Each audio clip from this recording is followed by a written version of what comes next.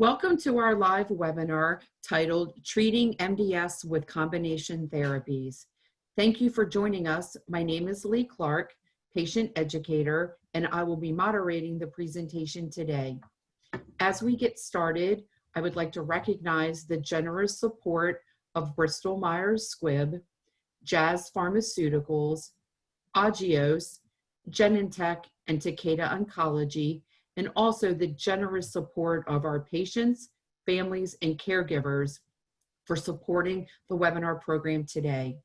Due to the high volume of teleconferences on the internet, it is possible you may lose your connection during the webinar. If you are unable to view the webinar online, you can call in to hear the audio portion of the program using the call-in number in your reminder email. Today's program will be archived to our website within 2 to 3 business days. You will be notified by email when it is live and ready for viewing. Immediately following the presentation, there will be a question and answer session.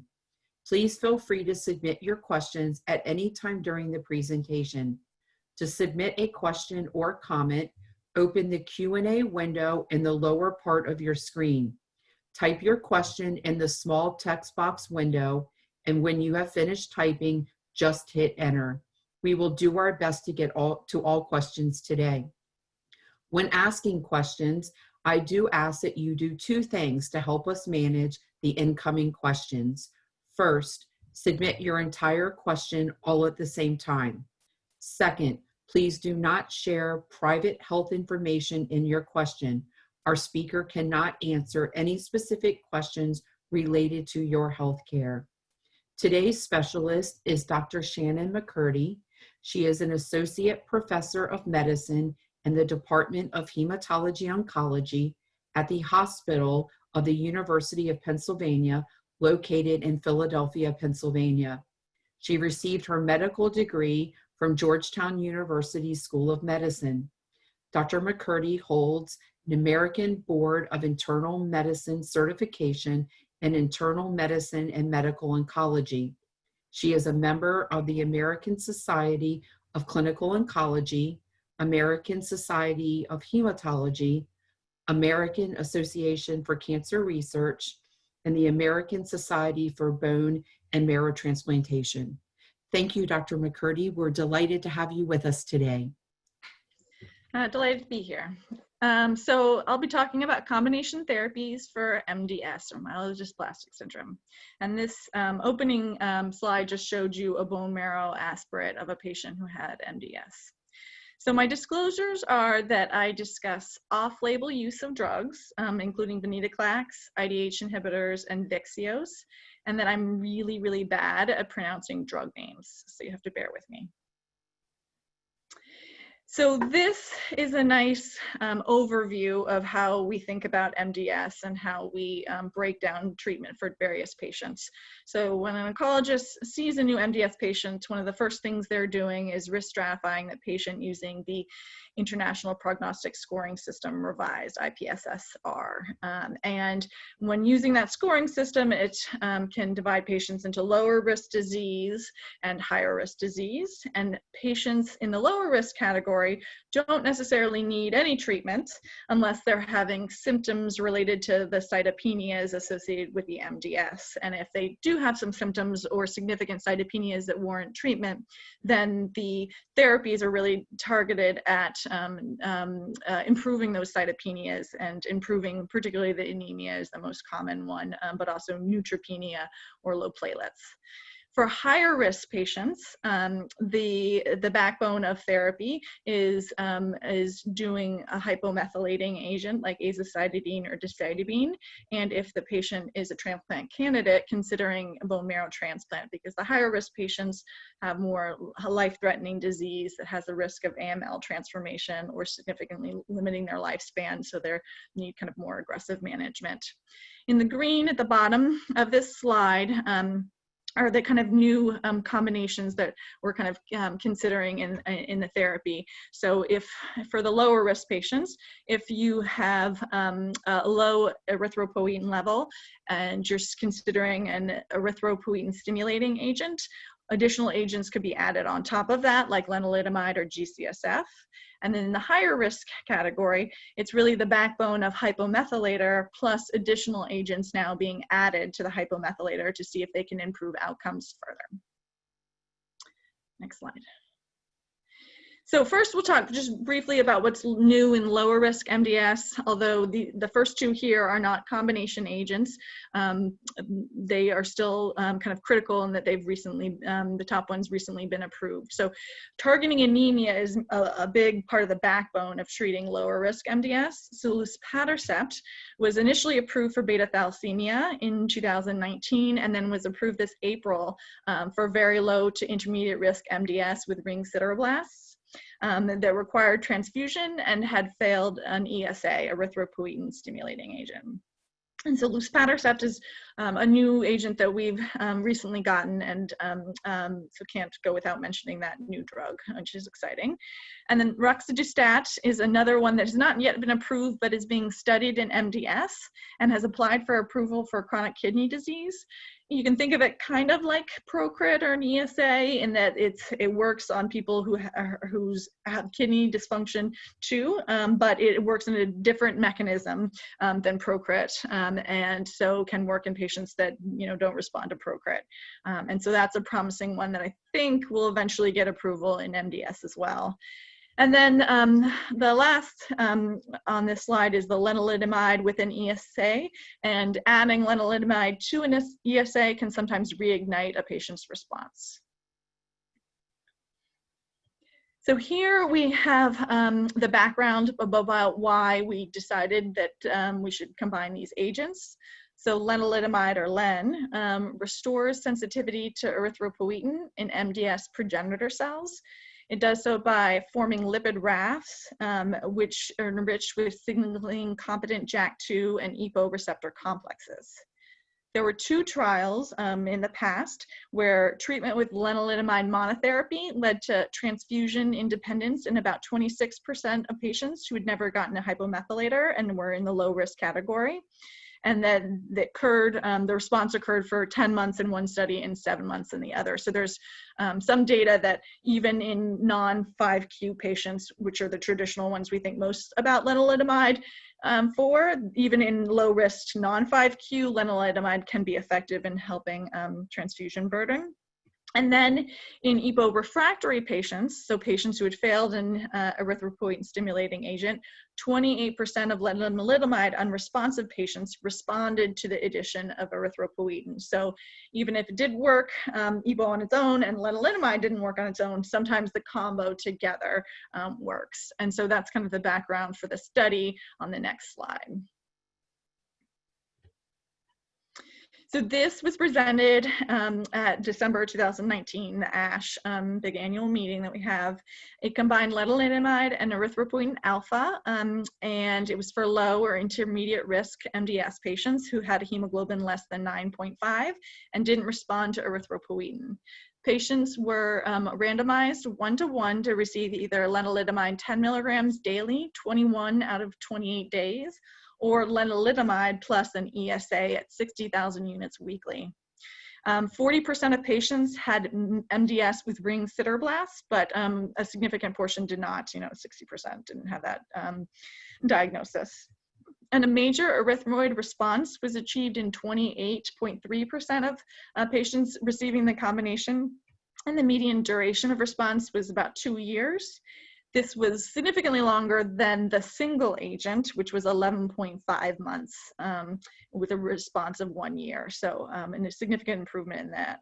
In patients who were receiving 16 weeks of therapy, 38.9% got a major erythroid response for the combo and 15% for the single agent. Patients who did not respond to lenalidomide alone were able to cross over into the combo, and another 25% of those patients got a response to the combo in that scenario.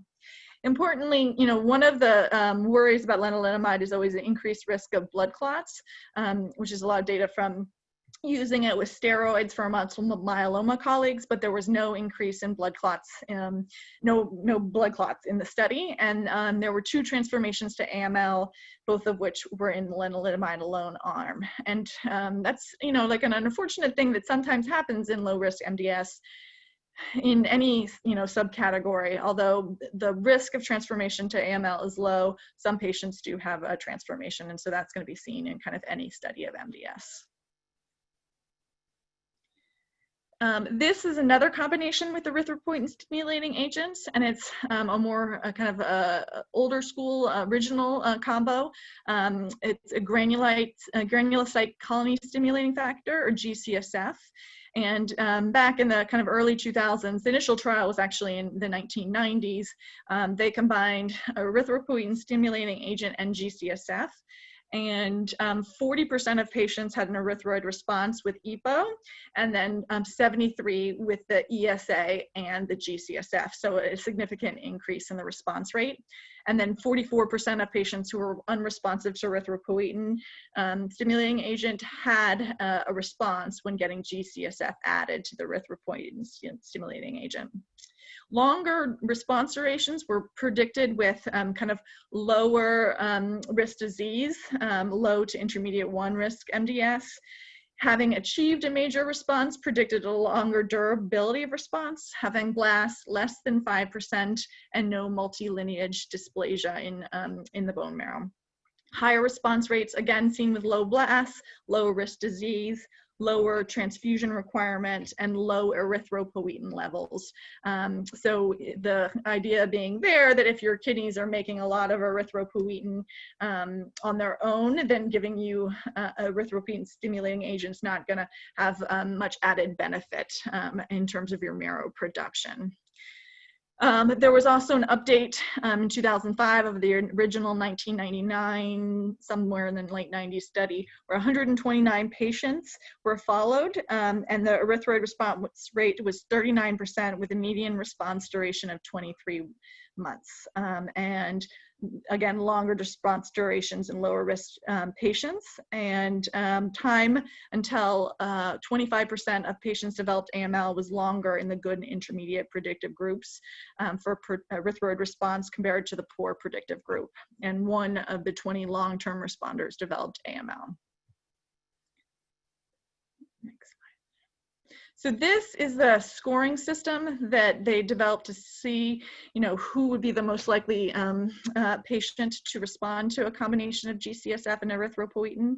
And it's mainly the backbone of it is you have to have intermediate 1 or lower MDS, and then you have to have erythropoietin levels on the lower side. So the highest response rate is if the erythropoietin is less than 100, 100 to 500. A significant portion of those patients will respond greater than 500, very low response rates. And then the amount of your transfusion burden. So if you're requiring a lot more red cells, like multiple units a week, you have a less likelihood of responding to the combination versus 2 units a month by comparison. And so when you add those scores up, you get a high, very high, intermediate, and then a low likelihood of response. And generally with a low likelihood, there's not felt to be too much utility in trying the combo unless there aren't acceptable alternative therapies.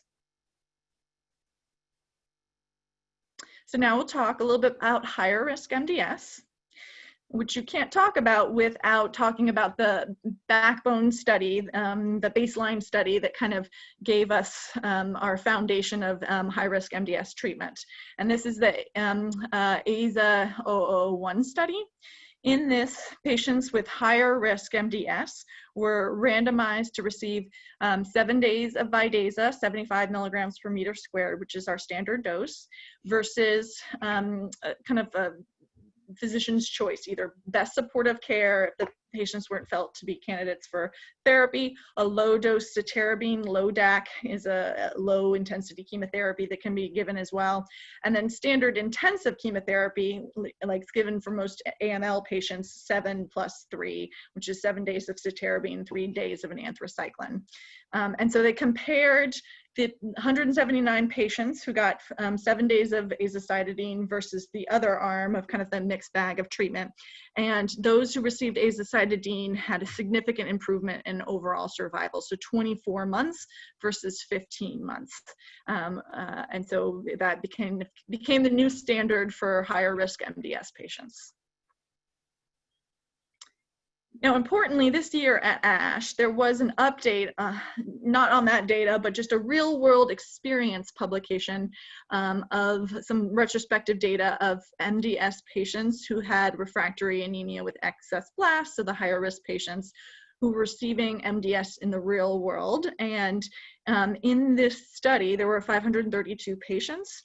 And the median overall survival in these patients was 11 months, which was significantly less than what people would have anticipated from the prior study that I showed you on the slide before. And the reason they think this is in general, patients who are on a study tend to live longer than the patients who are off study, because patients selected for studies tend to, have be more fit, not have other comorbidities or other medical illnesses that would make them ineligible for the study. And so this 11 months does seem more consistent with a general response rate time for higher risk MDS, not for kind of lower or intermediate, but for higher risk. It fits more with what clinicians are seeing in the real world. So it's an important baseline for the comparative data that we're going to look at next. So this is the other big question that kind of comes up a lot when treating MDS. So 7 days versus 5 days. So the initial studies have looked at 7 days of Vidaza as the conventional dosing interval. So 7 days, then 3 weeks off, and then again. But because, practices aren't open over the weekend, and because, sometimes patients don't want to come in for 7 days, sometimes it's amended to 5 days. It can also be amended to 5 days if somebody has significant side effects with the 7 days. So their counts are getting too low with 7 days, and so you need to cut down on the dose interval to 5 days of dosing instead of 7. But this was a randomized trial looking at 7 versus 5 days. And it was done in Japan. It was randomized. Patients got 7 or 5 days, and their primary endpoint that they were going to look at was overall survival. The trial did close early because it is a hard study to accrue to, and so it was just accruing really slowly, but they did meet their goal, like interim analysis of 201 patients. And in that, they did analyses and found that there was a significant difference in outcomes. So the 2-year overall and leukemia-free survival was 35% and 27% for the 7 days group, and 22% and 20% for the 5-day group. So there, in essence, is a 13% survival benefit and 7% less incidence of transforming to AML in the 7-day group. So my preference is always to do 7 days if patients tolerate it and are not having significant side effects.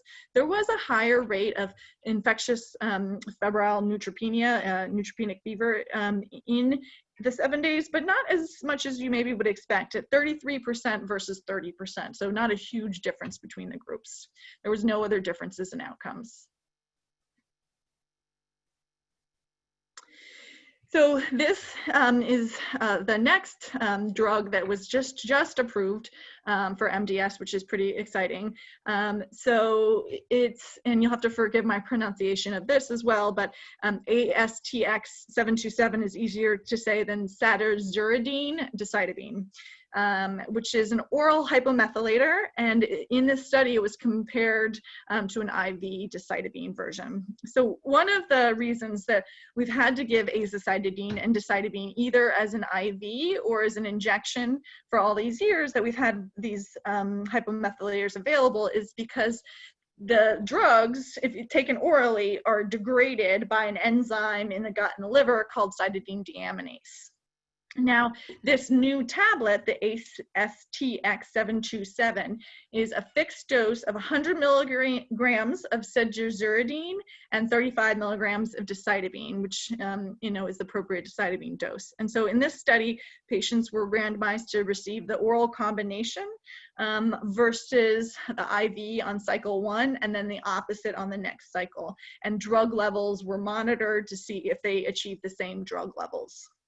And they also looked at demethylation patterns. So the mechanism of a hypomethylator is to change the methylation in the kind of cancer cells in the bone marrow. And they found that not only were drug levels kind of equivalent, but the methylation patterns that they were seeing in the bone marrow were equivalent as well. So the effects on the MDS bone marrow seems similar. In this study, the overall response rate was 64% with a marrow complete remission, marrow CR of 45.5%.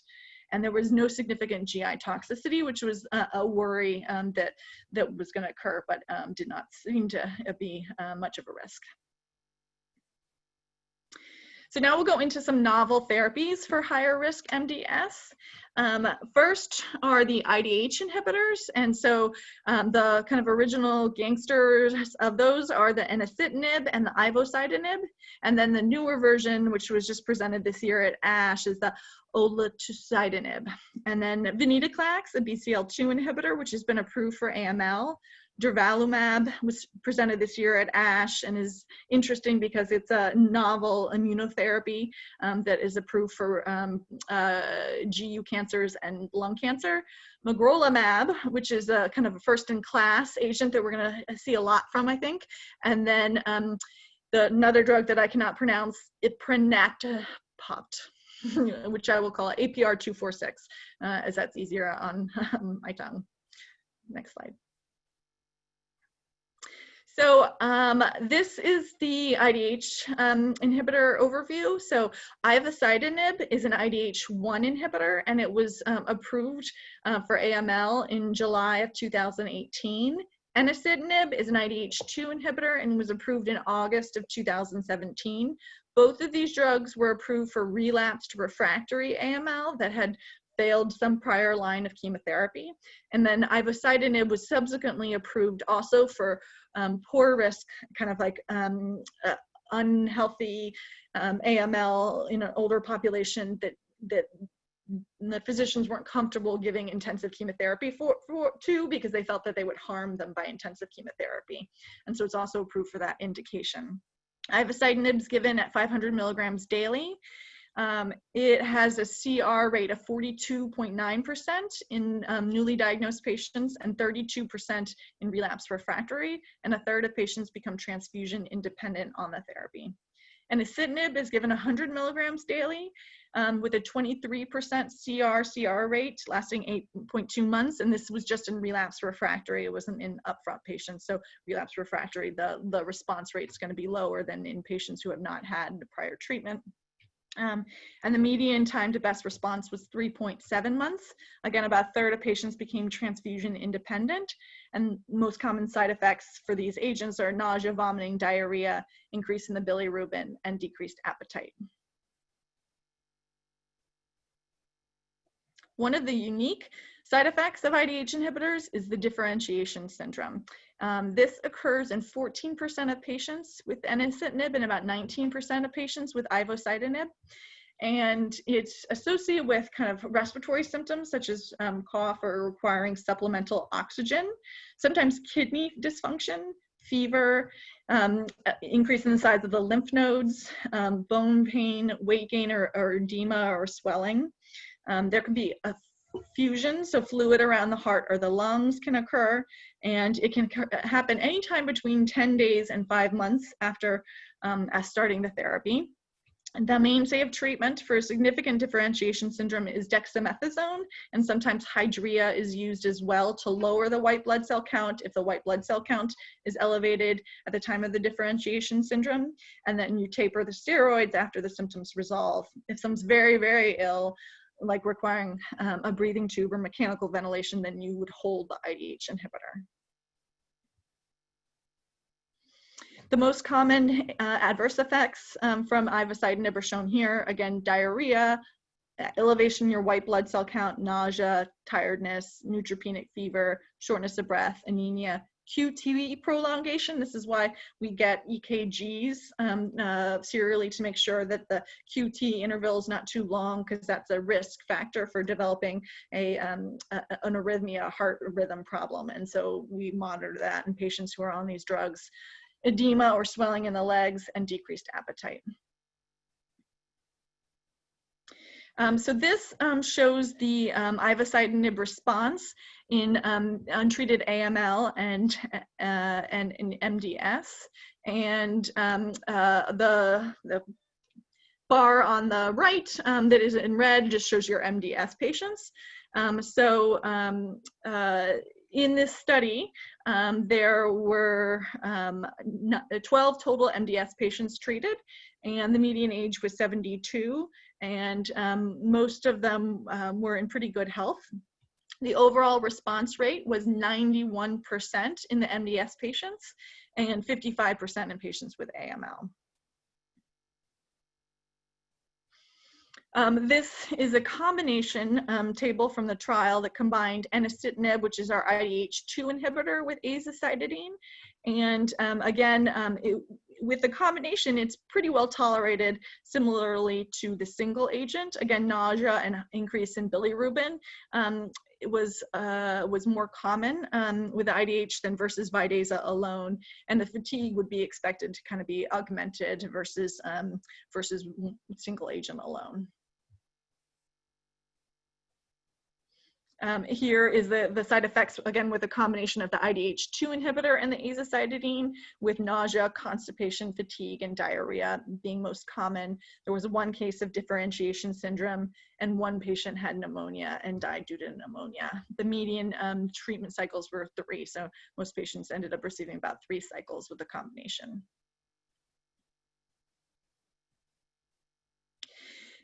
This shows the preliminary results of a phase 2 study of the enasidenib in combo or as a single agent in high-risk IDH2 mutated MDS patients. So as a bit of more background on the IDH2, it is mutated in 5 to 10% of patients with MDS. And typically patients are more likely to have normal platelets if they have an IDH mutation. And the patients, if they had not had any prior treatment, could have gotten azacitidine and enasidenib. But if they were refractory to azacitidine, then they were put on the enasidenib alone arm. Median age was 71 years, and 8% of patients had a TP53 mutation. Again, high bilirubin, nausea, fatigue, pneumonia, and diarrhea were the most common side effects. There was a small number of patients on the study at the time of this slide, and the overall response rate was 100%, so 6 of 6 patients responded. In the enasidenib alone, 6 of 12 responded, so 50% of patients. This is kind of the summary data of what we know so far about IDH inhibitors in combination. For enasidenib, again, 100% overall response rate, and then for ivosidenib with azacitidine, a 73% overall response rate. So definitely promising combinations. They're also well tolerated, IDH inhibitors are, with bilirubin being the main different side effect that one has to watch out for. And going forward, the dosing recommendations are for 100 milligrams of the enasidenib and 500 of the ivosidenib when combining it with the azacitidine. What we don't know yet is how durable these responses are. Does it make your response longer than just azacitidine alone? And that will need more studies to figure out. So next, FLT3, IDH inhibitor, not FLT3, olutasidenib, which is for IDH1 mutated MDS. IDH1 is mutated less frequently than IDH2 in MDS, but it's about 3 to 4% of MDS patients. And so here, it was combined at 150 milligrams twice a day in combination with azacitidine or as a single agent. And this study included newly diagnosed and relapsed refractory patients. One patient had a differentiation syndrome of grade 3, and one patient also in the combination arm had a QT prolongation, so EKGs still need to be checked. 50% of patients remain on treatment, and the median time on treatment was 8 months. The overall response rate to the combination was 73% versus 59% for the single agent.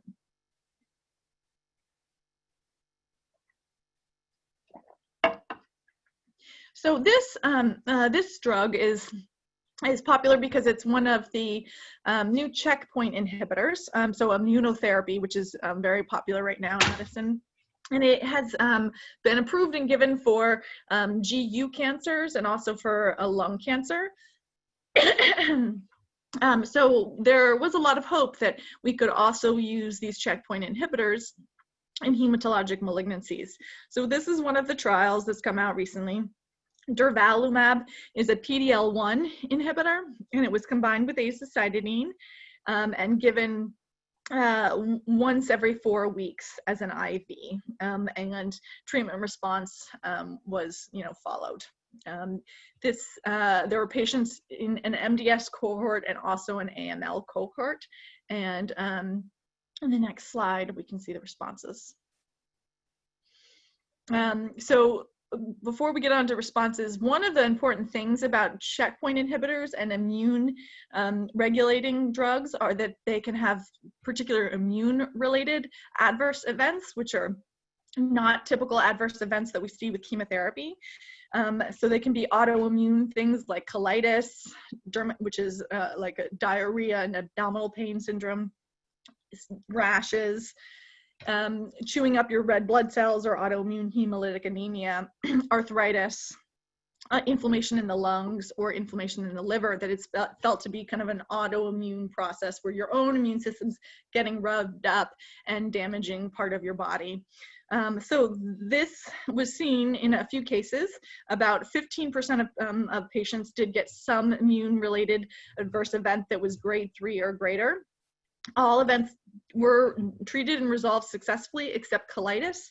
When it did occur in the 2 patients, it reoccurred in one of those patients after the steroid treatment for the colitis was tapered. Then they had a recurrence. And so that's certainly not an outcome that you would want to have. Next slide. The treatment response, although the overall response rate was significantly higher, or was not significantly, but trended to be higher at 61% versus 47% in the azacitidine alone arm. One of the problems with immune therapies is that, and looking at overall response rate, is that doesn't necessarily translate to longer term survival. So as you can see in the next slide, although patients got into a remission more, they did not have an improvement in time to recurrence or in overall survival. So the median time to recurrence was 8.7 months versus 8.6 months in AZA alone, so pretty similar and not significantly different. And then the median overall survival was actually 11 months in the combination versus 16.7. So this was a bit of a disappointing result for checkpoint inhibitors in MDS. Now, the venetoclax is not anticipated to be a disappointing result. This is a selective BCL2 inhibitor that has been approved for AML and works very well on excess blasts. So BCL2 dependency is common in high-risk MDS, but the MDS can also be codependent on other members of the BCL family. So azacitidine can work together with the venetoclax because it downregulates BCL XL and MCL1, and then this leads to upregulation of BCL2, which then venetoclax can come in and suppress. And if that happens, then the cell can then go under its natural course and die, and so you want the cancer cell to die. So the theory is that azacitidine increases the sensitivity to venetoclax. This is the initial phase 1b study that looked at venetoclax with azacitidine. And when it was first looked, they were looking at the same doses that they looked in AML. So 7 days of Vidasa azacitidine at 75 milligrams per meter squared. And then venetoclax was given at 400 milligrams or 800 milligrams for 4 weeks, days 1 to 28. This trial was halted at this point because there was 1 death in the 400 milligrams and 1 death in the 800 milligrams of 5 patients in each arm. And so this dose level was stopped and not done subsequently. And so on the next slide is a amended dose schedule where it's azacitidine days 1 through 7 plus venetoclax 400 milligrams days 1 through 14 instead of 1 through 28. So just 2 weeks of taking the chemotherapy pill with the Vidasa instead of 4 weeks of taking the chemotherapy pill. And this was the kind of the dose going forward, 400 milligrams days 1 through 14. Next slide. Adverse events, I mean, the most significant one is infectious fevers or neutropenic fevers. So there was a 40% incidence of neutropenic fever, which would be higher than what one would expect with Vidasa alone, because venetoclax can very much affect your counts and lower your neutrophil count much more than azacitidine as a single agent. Also some increase in fatigue and GI symptoms. The response rate to the combination was 77% in terms of a CR. So 77% of patients had either a complete remission or a complete remission in the absence of a return to normal blood counts. So the marrow looked like it was in remission. The median time to this complete remission was 2.2 months, and the duration of response estimate, so 83% of patients were estimated to have a 12-month duration of response. Next slide. Here we see the overall survival curves, and the 12-month overall survival is 76.9% with the combination of venetoclax and azacitidine. And so that's a pretty promising number.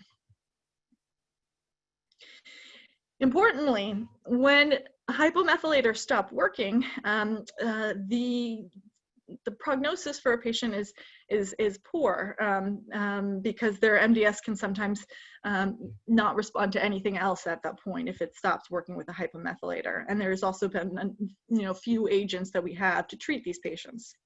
So the median survival is about 5.6 months after azacitidine stops working and 4.3 months after decitabine stops working. Allogeneic transplant has been the one therapy that's associated with the best survival of anything else for patients when Vidasa stops working. And so that has kind of been the backbone of therapy. But we would like to have other agents to try either before as a bridge to transplant or instead of transplant if patients aren't transplant eligible. And so in the next slide, we're seeing the combination of Vidasa and venetoclax in patients who have relapsed or become refractory to hypomethylator. So here, again, azacitidine 75 milligrams, 400 milligrams of venetoclax days 1 through 14, and a total of 15 patients were enrolled in that. So the monotherapy that was enrolled in actually ended up having 26 patients, and the final number for venetoclax and azacitidine ended up being 38 patients. They had a significant number of prior therapies, and many of them had at least one cycle of a prior hypomethylator agent, but many had multiple cycles. Meeting with 11 cycles in patients who got venetoclax alone and 8 cycles in people who got venetoclax and azacitidine. The treatment-related adverse events, most significantly, again, neutropenic fevers, low blood counts, diarrhea, and pneumonia and fatigue are the most common. There were no dose-limiting toxicities, and the dose that they decided to move forward with was 400 milligrams for the venetoclax over 14 days, just like in the upfront setting. The overall response rate, again, this is in prior refractory patients, was 40% in the combination and only 27% in the single agent. So this is important to realize that even though the patients weren't responding to a hypomethylator, you still had a better efficacy rate when a hypomethylator was continued when starting the venetoclax versus just venetoclax done as a single agent. It really needs, you know, a kind of a partner drug to have its most efficacy.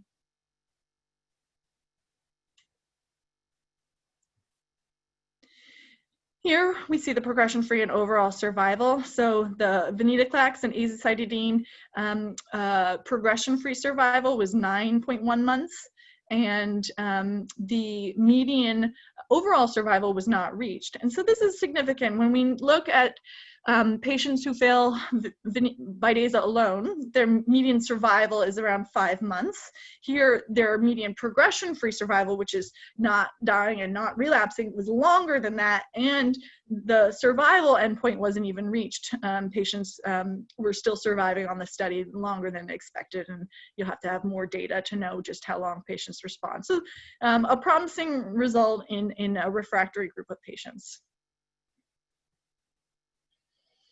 So next we'll be talking about magrolimab. Magrolimab is an anti-CD47 antibody that's being studied in combination with AZA for both AML and MDS patients. CD47 is a signal on the tumor cell that allows them to evade macrophages. Macrophages are cells that kind of immune cells that eat up other cells, and by saying that, this is a way that the tumor cell can escape detection by our own immune system. It was studied in AML in a phase 1 study and very well tolerated prior to this study that I'm going to show you here. So here, magrolimab is given 30 milligrams per kilogram weekly with azacitidine days 1 through 7, 75 milligrams as per standard. And they were looking at safety and some exploratory aims as well. There was a magrolimab priming dose at 1 milligram per kilogram prior to getting the full dose. And this is because CD47 is also expressed on red blood cells, and so this avoids some anemia kind of related to the drug. Importantly, no maximal tolerated dose was reached, and the safety was really very similar to the safety seen with azacitidine alone. There were no significant cytopenias, infections, autoimmune disease. No deaths were observed in the first 60 days on study, and only 1 patient discontinued treatment due to an adverse event. And the anemia was really mitigated by giving a priming dose before getting the full first dose. On the left part of the table, we see the 24 patients who had MDS who got magrolimab with azacitidine, and the overall response rate was 92% with a CR or marrow CR of 83%. And that's a pretty high rate of response in a higher risk patient population. This is now starting a phase 3 study in MDS that's comparing Vidaza and Vidaza plus magrolimab for higher risk patients with MDS. And so that will probably be opening in the fall. Next is APR-246. Now this is important because it's a treatment that's designated for patients who have TP53 mutated MDS or AML. So TP53 mutations occur in 15 to 20% of MDS and AML patients. And it tends to be a very difficult subtype of MDS to treat. Chemotherapy tends to work less long in these patients, and transplant doesn't seem to be as curative in these patients. So APR-246 is the study drug that binds to P53 and restores the wild type, which is the normal conformation of this protein. So this protein is supposed to tell cells to kind of die when they're, when they're reached their end of their lifespan. In cancer cells, sometimes you have this prolonged signal to keep alive. And so by turning this gene back to normal, you can allow the cell to undergo the normal process of apoptosis or cell death. And so that allows the cancer cell to die. And so that is kind of the mechanism behind this drug. Here, it was studied as a phase 1 and 2B, 1B2 study, and it was given as an infusion days 1 through 4, followed by azacitidine. Subsequently, they did overlap the first 4 days, so it was 4 days of both drugs and then 3 days of the single agent, but when they were first studying it, they wanted it on its own, and it's given every cycle. All the patients, as you would expect, had TP53 mutations, and then the co-mutations seen in addition to TP53 rate is shown below, with KET2, DNMT3A, and EZH2 being the most common. Side effects. So the ones that were kind of like the most unique is during the infusion, people could feel dizzy, or have some like vertigo type symptoms during the infusion, or nausea and vomiting as well during the infusion. With pre-treatment with compazine or fosaprepitant, these were significantly reduced, and they also seemed to go away after the infusion stopped. But that was one of the kind of unique side effects during the APR-246 infusion. Other side effects are kind of what one would expect: infection, low blood counts, and GI side effects. Neuropathy and the dizziness and change in gait during the infusion, like feeling like you're stumbling a little bit, were specific to the APR-246, but seemed to go away after the infusion stopped. The overall response rate here was 88% for MDS patients, and similar in AML. So subsequently, phase 3 has been enrolled and has now completed enrollment of the APR-246 for MDS patients, and we're just waiting for the results to see whether it's more efficacious than Vidasa alone for TP53 mutated AML or MDS, but this study was for MDS. Last thing we're going to touch on is not an approved therapy for MDS, but it's a newly approved, a couple of years ago for AML. And the reason it's pertinent to an MDS talk is that, one, it is a combination therapy, but two, it's approved for patients that had MDS that then went on to develop AML. And it doesn't seem to work in AML that comes de novo, which means not from a prior malignancy like MDS or CMML, and not from having received a prior chemotherapy in your life. So this combination is called CPX-351 or Vyxeos. It's a liposomal formulation of cytarabine and daunorubicin. Cytarabine daunorubicin is 7+3, and this is the kind of backbone of intensive chemotherapy for AML, and sometimes is even used in MDS patients if they've failed a hypomethylator. This liposomal formulation is designed to decrease the toxicity of the chemotherapy.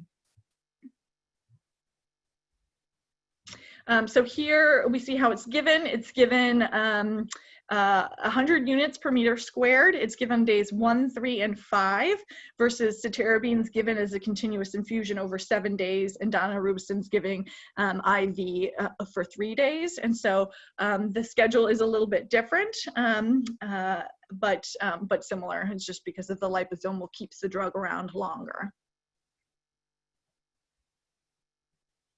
Patient characteristics in the study, it was median age Over 70 was in 50%, so half of patients were over 70. And therapy related, so having had a prior chemotherapy or radiation therapy that we felt led to the development of AML was in 20% of patients. Having had MDS was a third of prior patients. MDS with a prior hypomethylator agent, and MDS that hadn't been treated prior was another, 13% of patients. So a significant proportion of patients had MDS and then had developed AML, and then Vyxeos was given for the AML.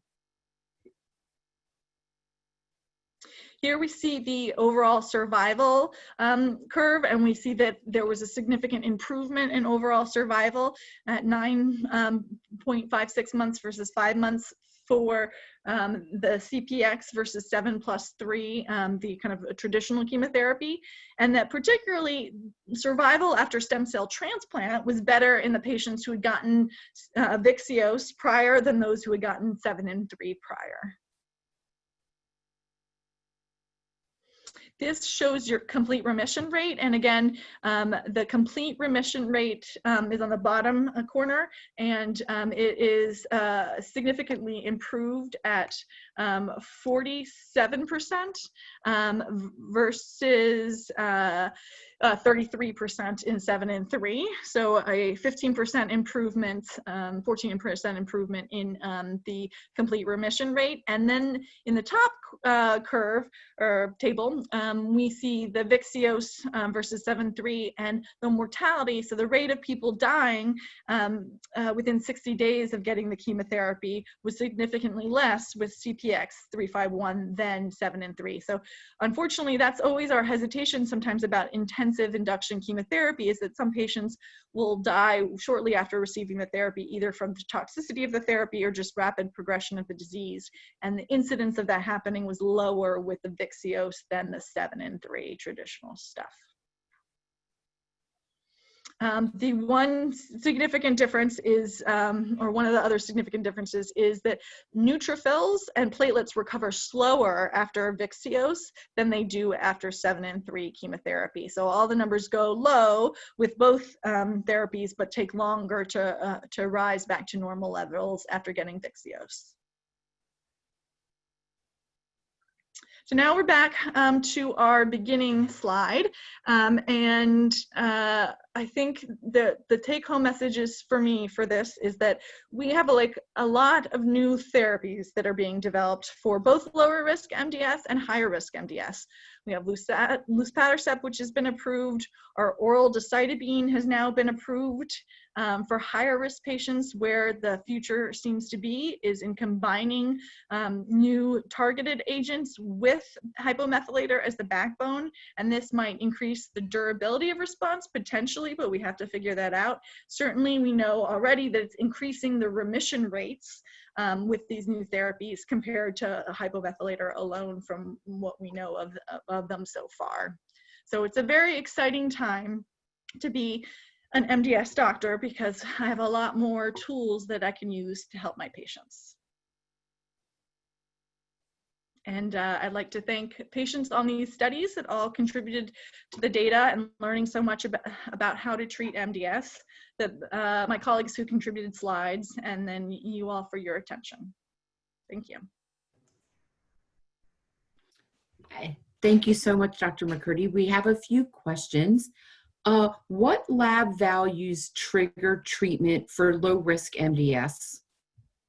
Well, it's different. So sometimes it's a symptom-based thing. I think different people tolerate different hemoglobin levels. And so I have patients who have, hemoglobins of 8s and feel pretty miserable. And I have patients who have hemoglobins of 7s and feel fine. So it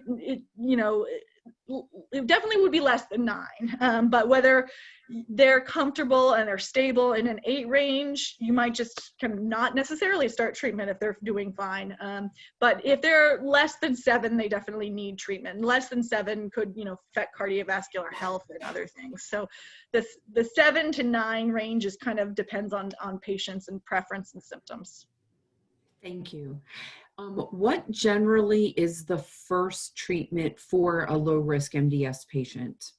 Well, it depends on, you know, what their cytopenia is, what their low blood count is. So if they have no symptoms at all and their blood counts are, you know, their hemoglobin's greater than 9 and their platelets are greater than 10, they're not needing transfusions, maybe nothing. Maybe you would just watch and follow their blood counts over time.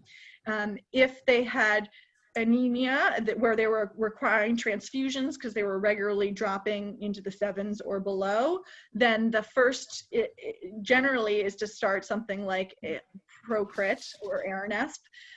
If they're erythropoietin stimulating agent, if their erythropoietin level is less than 500, that would kind of be the first line of treatment for the anemia, which is the most common cytopenia that we see with the low risk MDS patients. There are certain things like if patients have deletion 5q, we generally do lenalidomide before Procrit because that works particularly well in that particular cytogenetic part of MDS, the 5q deletion. And if someone looks like that they have low numbers of cells in the marrow, like a hypoplastic MDS, sometimes we use immunosuppression even to suppress the immune system, and sometimes blood counts can improve with that. So it depends a lot on what the MDS characteristics are and what the blood count is that you're trying to treat. One of the other common things is a low neutrophil count. And, you know, in the absence of getting infections, that's not necessarily a problem. Patients need to be aware that if they get a fever and they're neutropenic, they have to come to the hospital, you know, urgently. But if somebody's having no real infectious side effects, you don't necessarily have to treat it. But if they start getting recurrent infections, then you think about using GCSF to raise the neutrophil count. And so, again, just depends on what the characteristics are. Thank you. How does luspatercept work? Does it just stabilize your count, or does it also help with increasing the blood counts? So it can increase them. So I actually have, I haven't treated a lot of patients with luspatercept yet, just because it's, you know, it's still pretty new. And it has a narrow, it has a narrower indication currently, but I have one patient on it who his hemoglobin, you know, had been requiring transfusions, and now he's transfusion independent and his hemoglobin's 10, and he's only gotten like a month of it. So you can definitely have an improvement in your blood counts. It's not only a stabilization. Thank you. With the new approval of the oral combination using decitabine, is this something for patients who are currently just using decitabine to transition to? And if so, how does that transition work? Yeah, so I think that is something that remains to be seen. So one of the only holdup of the prior study is it wasn't a comparative on terms of efficacy to IV decitabine. So we know from that study that the bone marrow looked similar with it to what we would see with IV decitabine, and that the drug levels were similar, but we didn't have a study that said IV decitabine versus oral decitabine, is the efficacy the same? So are people living the same length? Are people converting to leukemia at the same rate, you know? And so that isn't available from that data. So I think it is a lot going to be we're going to have to talk as a group, you know, of like leukemia physicians, how we're going to want to handle the transition, and a lot with patient preference. So like if you're just hating the shots, and you know you're comfortable with the fact that the efficacy data is not proven yet, then you could certainly try switching over to decitabine. But I think it's a discussion, knowing the limitations of the data that we have so far. It's a careful discussion with your doctor. Thank you. Is there a certain subset of patients with MDS that would be most appropriate for the new oral combination using decitabine? Well, I think probably the responders, you know, to the decitabine. You know, a lot of so we're doing a lot of work on planning new trials of new combination therapies, and most of the trials are all still using IV. And so it may be that less you would try an oral at this point if you're trying something else that's also novel, like a new, like venetoclax or something like that on a trial. So the patients responding to cytidine, I think, is the most obvious to consider. It also might be a good therapy as a maintenance approach. So there's been a lot of interest in like maintenance after allogeneic transplant. And so oral decitabine could be a good option there, because it's patients after transplant, you know, they've been through so much, they don't really want to come back in for chemo in a lot of sense. And so having an oral option that they could take at home would be another area where I could see it coming into use quicker. Thank you. And our last question, this question comes from a high-risk patient who is currently waiting to participate in a clinical trial. How long should they hold off waiting to get into the trial before trying an already approved agent such as Vidasa? I mean, I think it depends on, you know, how many blasts they have and how they're feeling. You know, sometimes patients are pretty stable with the high-risk MDS, and sometimes people are having night sweats or fevers or, you know, feeling very ill. And I think it's hard to hold off when somebody's having a lot of symptoms or a ton of transfusions too long. And so, you know, there is a risk right now too of trials being on hold with COVID. And so if it's going to be a long duration, you know, I think it's, you know, you want to weigh that too. Like if it's going to be 6 months before the trial opens, that's probably too long. If it's going to be 2 weeks, you know, that's probably not too long. But I don't think it's not an easy thing to answer, but I would say, you know, not forever, you know, because trials can fall through too. And so sometimes people end up waiting and then the trial doesn't have a slot or they're not eligible. So you don't want to kind of forego treatment for too long. Thank you. And I just wanted to let you know, we had a comment that says, thank you very much for this lecture. It was very informative. And that came from somebody in our audience. So, well, thank you so much, Dr. McCurdy, for taking the time today and sharing your expertise with all of us. If you would like to watch this webinar again at a later time, it will be available on our website within 2 to 3 business days. If we were not able to answer your question, please feel free to send it to us at any time in 3 ways. Send an email to help@aamds.org, call our helpline at 800-747-2820, extension 2, or submit a question on our Facebook page. On behalf of the Aplastic Anemia and MDS International Foundation, thank you for joining us today and making us your resource of choice for information on bone marrow failure diseases. The AAMDS-IF Medical Advisory Board and team are here to help you and your family, as we have done for the past 36 years. This concludes today's program. Thank you, Dr. McCurdy. Thank you.